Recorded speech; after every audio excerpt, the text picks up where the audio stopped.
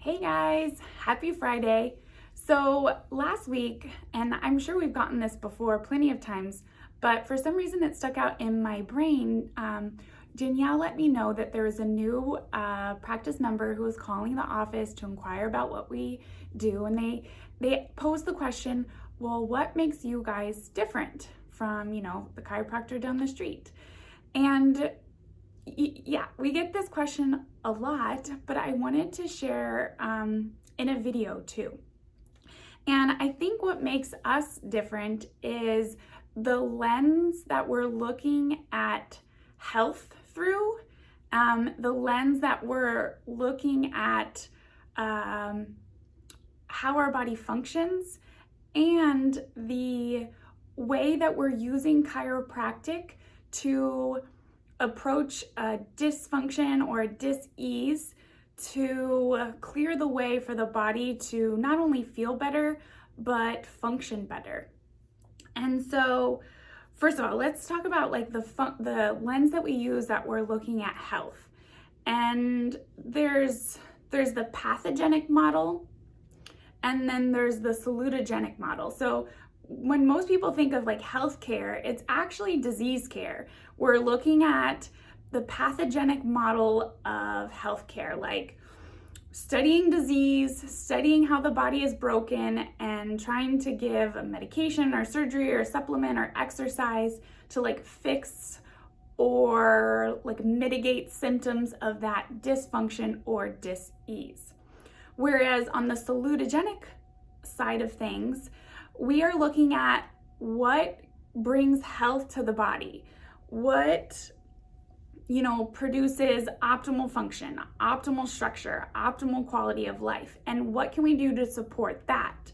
So it's very different. It's very different to look at what brings health to the body versus what can I do to just stop dis-ease or stop pain or stop my feelings of these symptoms. So I think that's the first thing that makes us different, because we're always trying to assess the body and how can we bring forth more health in our practice members' bodies. The other thing that I think we're looking at is differently is just the body as a whole. And there's the mechanistic model and more like this holistic model. So the mechanistic is like the body is like, different parts, and they can break down and we just replace the parts, and the body is just gonna keep breaking down. So we're just gonna like keep fixing the parts that we need to. Whereas the vitalistic model really holds this idea that the body is all knowing, all healing. It's way smarter than I am. And there's this infinite, innate intelligence that the body just knows how to heal. And if we just get everything out of its way, it's gonna take over and it's gonna be just bloom into this beautiful thing. And I really see the nervous system as the underlying energy to keep that going, or the underlying like highway for that energy to keep going. And that is why in this office we are so pumped about supporting nervous system function. So we want to look at how the body is functioning, not just how it's feeling, but how it's functioning, and support that nervous system in its structure, in its function, to support optimal quality of life. And we do that through the upper cervical specific care. And why I think upper cervical care and why I think the upper cervical spine needs to be treated in such a way that we do in the office, I want to show you guys why. So spine, another chiropractor holding a spine. But if you see all the other joints in the spine, these are called vertebra, all the other joints between two vertebrae in a spine, you can see all these bony locks, like these are in there tight. So literally all the way up the spine, this happens. Except, so even C2, this one is C2, C3, this all happens. except for at C1. Sorry, this is C2, C3. So literally, the whole entire spine has these bony locks. C1 is just hanging out here. It's literally only held together by soft tissue, ligaments, muscles. There's no bony interlocking that help support it, that help create stability. And the reason being is because we want to move our head.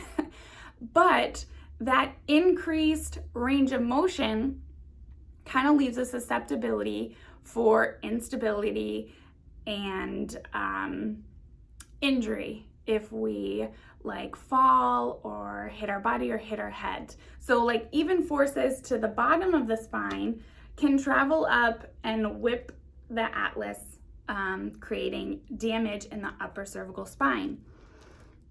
So because of that, I really feel like we can't adjust this upper cervical complex like we adjust all the other areas of spine, like you see at a typical, not a typical, but what most people think of as chiropractic. I think that when we recognize the biomechanical differences of the upper cervical spine, we start to understand why we need to take care of this differently than the rest of the spine. And so that's why with our Nuka procedure, we take the time to get those pre and post x-rays. We do a very specific analysis in how this upper cervical spine is misaligned. And then we deliver the most individualized, catered adjustment to you. And because we do that, it's super gentle, which is amazing. This is the analogy that I give patients is most of us have put together IKEA furniture. And when you get, when the screw matches up with the hole, you just need a screwdriver. You turn it, it works in, you're like, oh, awesome. But sometimes there's the hole that doesn't quite match up with the screw. And I don't know about you, but Dr. Jake and I have definitely busted out a hammer to get that screw into the right place. And so Dr. Jake and I are really lining up the holes so that we can just kind of nudge it in there. And I ultimately feel like this specificity, this reverence to the biomechanics of the upper cervical spine helps us to create changes in the spinal structure to support better nervous system structure so that the body's infinite intelligence can take over and do the healing and help change the trajectory of how you're functioning and how you're feeling. So if you have been talking to some friends or family members and you said, you gotta see my chiropractor, and they're like, no, and you're like, no, they're different. Please share this video with them. And hopefully this will help shed some light on what makes Vibrant Life Center so different from what most people have an idea of how their experience in a chiropractic office will go.